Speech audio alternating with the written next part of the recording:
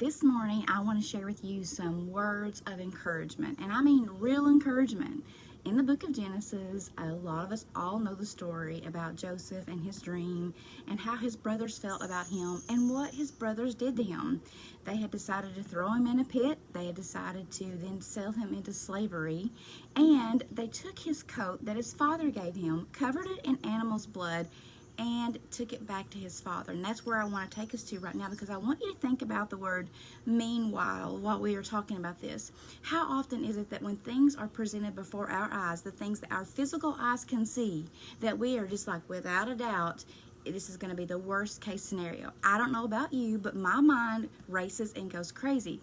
I've been working on my mind the last few months about changing that. Do you know there is a half a millisecond in your brain from the time that you think about a thought before you attach an emotion to it?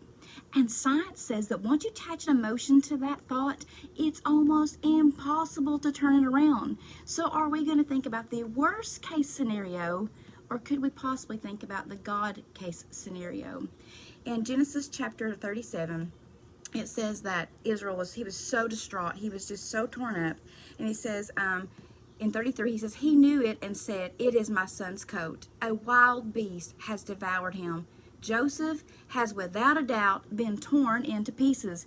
How often do you say, without a doubt, this is exactly what's happened? No wonder, it's me. I can't believe it. This always happens. How many of you have that kind of thinking? We've got to stop that negative thinking, and we've got to start thinking about a God case scenario, not a worst case scenario. And what I love about this, as it is saying in 33, it says Joseph has without a doubt been torn into pieces.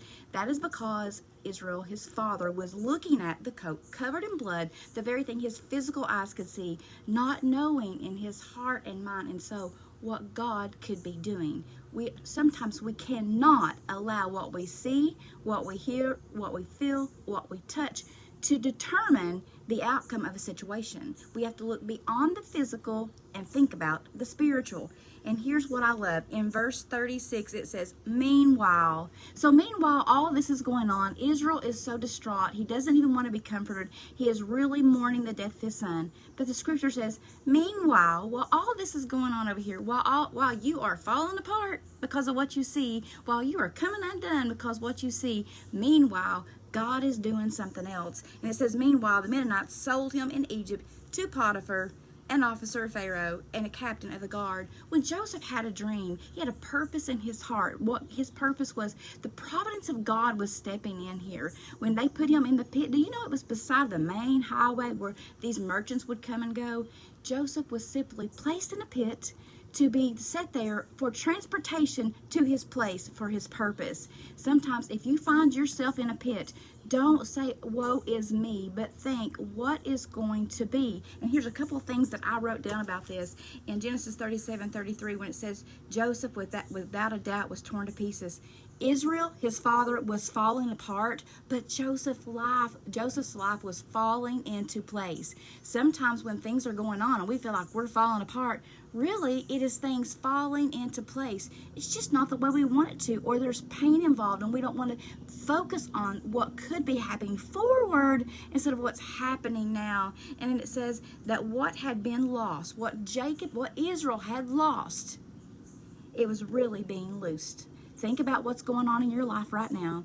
Think about where you are. Think about what you feel like, what kind of pit you think you're in, what kind of situation is going on. But no, that is not the end. Meanwhile, God is doing something great. Meanwhile, without you being able to see with your physical eyes, God is moving, God is working, God is transforming, God is transitioning. He is moving to a place to where He can get you to where the providence of God is, where He has His purpose for you. And the last of all, this is one of my favorite scriptures that I always keep close to heart. In Genesis 50:20, when all of this played out, when Joseph's brothers finally came to him and Joseph was in a place of power, they did not know who he was. Here's what he says, and this is what you need to think about. Every person, every situation that's going on in your life, you need to think about this verse. Genesis 50:20 says this, "Do not be afraid, for I am in the place of God. But as you intended to harm me, but God intended it for good, in order to bring about as it is in this day to save many lives." Don't think about the pit situation. Don't think about the bloody coat situation. Think about the meanwhile, what God is doing. And again, Joseph's words is this: what you intended to harm me, the enemy is intending to harm you all the time. People, things. Remember what people are doing, or the enemy is doing, that you feel like it's intending, what your eyes are showing you, intending to harm you. It says that God intended it for good. Every single thing that we go through, every pit, every valley, and every mountaintop, we can earn a badge of honor by actually getting closer to God, letting God reshape us, mold us, and transition us, and put us in a place of a pit to receive the transportation to get to our purpose. So you be encouraged today. Open your eyes, open your spiritual eyes. Don't look on what you see, but think about, meanwhile, what God is doing in your life.